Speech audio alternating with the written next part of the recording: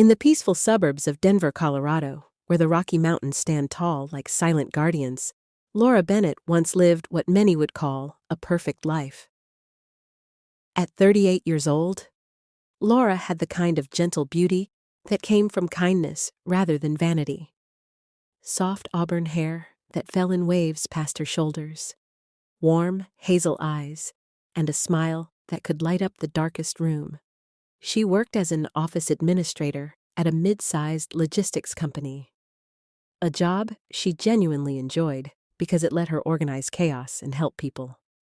Her husband, David Bennett, was her rock. 40 years old, broad-shouldered from years in construction project management, David had a deep laugh that filled their cozy two-story home on Maplewood Lane.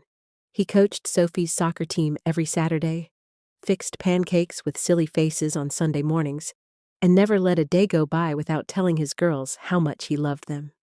Their daughter Sophie, 11 years old at the time, was the light of their lives. A bright, energetic girl with her father's warm brown eyes, messy ponytail, and a laugh that could chase away any worry. She loved drawing, playing soccer, and listening to her dad tell bedtime stories about brave princesses who saved kingdoms. Life wasn't perfect, of course. There were bills to pay, arguments about leaving socks on the floor, and the usual stresses of raising a family. But they had each other. On quiet evenings, the three of them would sit on the back porch, watching fireflies dance while David strummed his old guitar. Laura would rest her head on his shoulder and think, "This is everything I've ever wanted." Then, one cold November evening 5 years ago, the world shattered. David had stayed late at a construction site to check on safety measures before winter hit hard. The roads were icy. A drunk driver, going way too fast, lost control and slammed head-on into David's truck. He was gone in an instant. The phone call came at 9:17 p.m. Laura still remembers the exact time because the kitchen clock seemed to freeze as the police officer's voice delivered the news. The days that followed were a blur of unbearable pain. The funeral, with Sophie clutching her mother's hand so tightly it hurt. Neighbors bringing casseroles and flowers, relatives offering awkward hugs and empty words.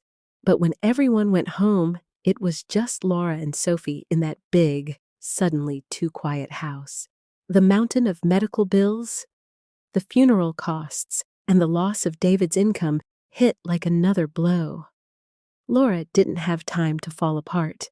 At 38, she became both mother and father overnight. She kept her full-time job, working from 8 a.m. to 5 p.m., answering calls, managing schedules, and pretending she was okay when colleagues asked how she was holding up.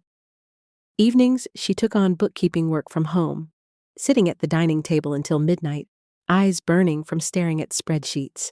She sold David's tools, skipped her own doctor appointments, and learned to cook cheap but nutritious meals. Groceries were budgeted to the penny. Soccer cleats for Sophie meant no new clothes for herself that season. Nights were the hardest. Sophie would wake up crying. "Mommy, when is Daddy coming back?" Her small voice trembling in the darkness. Laura would crawl into bed with her, hold her close, and whisper through her own tears. "He's in heaven watching over us, baby.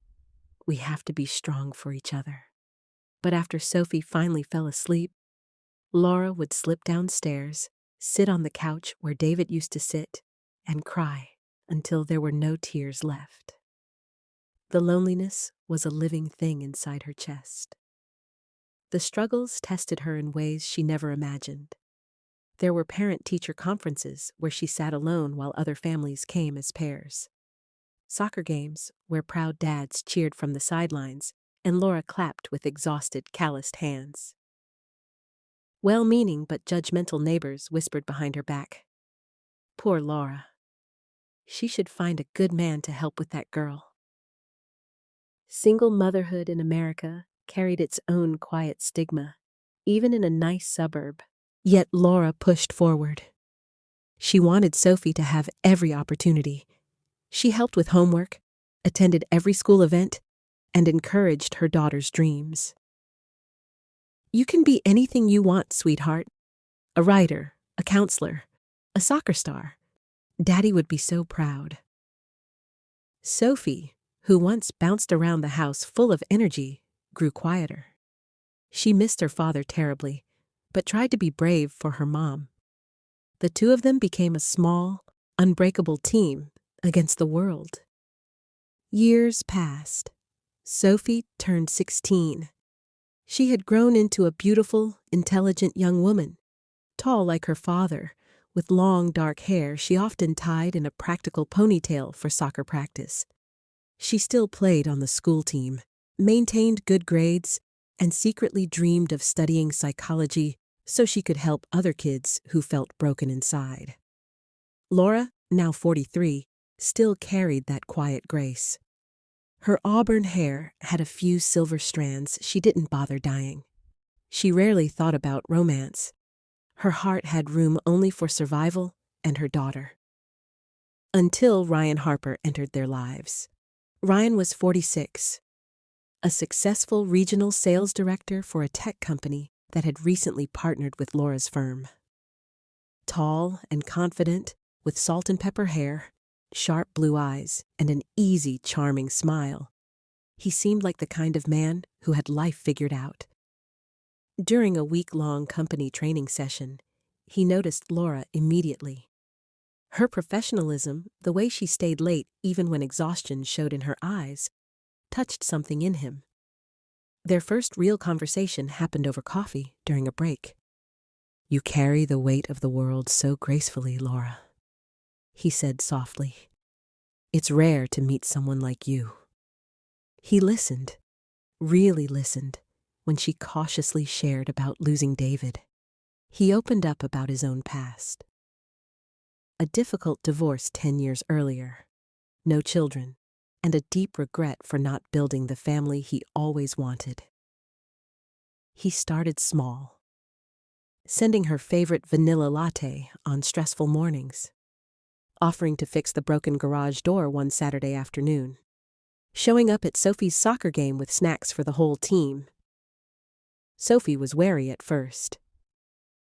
"Mom, who is this guy always hanging around?" Laura smiled gently. "He's just a friend, honey. He's been really kind to us." Over the next 6 months, Ryan slowly became part of their world. He helped Sophie with algebra when she struggled, cracking jokes that made her laugh despite herself. He took them to a Colorado Rockies baseball game, where the three of them cheered and ate hot dogs under the summer sky. He was patient with Laura, never pushing, always respectful. For the first time in 5 long years, Laura felt seen, not just as a struggling single mom, but as a woman worthy of love and care. One quiet evening on their porch, Ryan took her hands. "Laura, I've fallen in love with you, with both of you. You've been strong alone long enough. Let me be part of your family." Tears filled her eyes as she said yes. Sophie seemed happy for her mother. She smiled when Ryan brought her favorite books or concert tickets. He started visiting their home more often, helping cook Sunday dinners, watching movies together on the couch, becoming part of their little rhythm. Laura bloomed.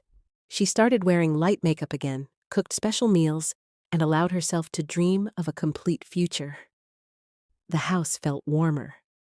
Laughter returned. But then, slowly, almost imperceptibly, Sophie began to change. At first, the signs were small.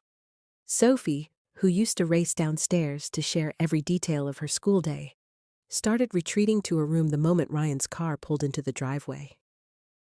She traded her bright hoodies and colorful soccer jerseys for oversized, baggy sweatshirts, even on warm Colorado afternoons. Her appetite disappeared. Her grades slipped slightly. She became irritable over tiny things, snapping when dinner was 5 minutes late or when Laura asked about her day.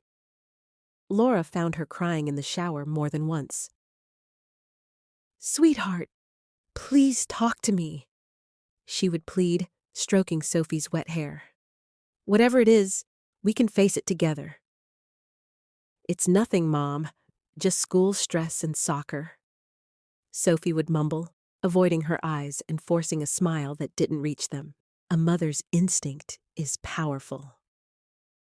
Laura started watching more carefully. Whenever Ryan visited, Sophie made excuses. Sudden study sessions at a friend's house, headaches, anything to stay upstairs. One afternoon, Laura came home early from work and found Ryan in the kitchen while Sophie was supposedly studying. Her daughter looked flushed and deeply uncomfortable, bolting upstairs the second she saw her mom. That night, sleep evaded Laura. Her heart pounded with unease. Against every fiber of her being, she quietly checked Sophie's phone while her daughter slept. What she discovered tore her world apart once again. There were private messages from Ryan. At first, they looked innocent. "How was practice today, kiddo?" But they quickly turned disturbing, compliments that crossed every boundary. "You're growing into such a beautiful young woman, Sophie. Sometimes even more mature than your mom." Requests for photos. "Send me one in your soccer uniform. Just between us, it'll be our little secret." When Sophie refused or tried to ignore him, the messages shifted to manipulation and threats. "Don't ruin your mother's happiness. She finally has someone who makes her smile. You wouldn't want to break her heart and make her lonely again, would you?" Deeper in the deleted chats, Laura found evidence of something far worse. Ryan had cornered Sophie one evening when Laura had stepped out briefly to the store. He had touched her inappropriately. He warned her to stay silent, saying it was just a game and that no one would believe her anyway. Sophie had written an unsent note in her notes app. "I'm so scared, Mom. But you've been alone for so long. I don't want to take away your happiness. I can handle it." Laura dropped the phone, her body shaking with rage, guilt, nausea, and a heartbreak deeper than the day David died. She had invited a predator into the safest place her daughter should have known. Their home. The next evening, Laura arranged for Sophie to stay at her best friend Emma's house for a sleepover. When Ryan arrived with his usual charming smile expecting a cozy night, Laura was waiting at the dining table, her face like stone. "We need to talk," she said, her voice low but steady. Ryan tried his smooth charm. "What's wrong, babe? Rough day at work?" Laura slid the printed screenshots across the table. His face drained of color, then twisted into denial and anger. "This is ridiculous. She's lying. Sophie just wants you all to herself." Laura stood up, her voice rising with a fury she never knew she possessed. "Jealous? You harassed my 16-year-old daughter. You touched her. You threatened her. You are a monster, and you are getting the hell out of my house right now." Ryan tried to grab her arm, still gaslighting. "Think about us, Laura. I love you." She's confused and making things up. Laura slapped him hard across the face, the sound echoing through the house. "Love? You destroyed everything. Leave before I call the police this second." He stormed out, spitting threats that no one would believe them and that he would ruin her reputation. Laura locked every door and window, then collapsed onto the floor, sobbing for the innocence stolen from her child and for her own blindness caused by loneliness. But grief did not keep her down for long. The very next morning, she sat Sophie down on the couch, took both her hands, looked into her eyes, and said through tears, "I know what he did. I found the messages. I am so sorry I didn't see it sooner. You are my everything. We are going to the police together, and we are going to make sure he never hurts anyone again." Sophie broke down completely in her mother's arms, years of fear and silence pouring out. "I was terrified you'd choose him, Mom, that you'd be alone again because of me." "I will always choose you," Laura whispered fiercely. "Always and forever." They went to the Denver Police Department that same day. Laura filed formal charges under child sexual abuse and harassment laws. The evidence from the phone records, Sophie's detailed statement, and, as investigators later discovered, similar complaints from a previous workplace made the case strong. Ryan was arrested at his office the following week.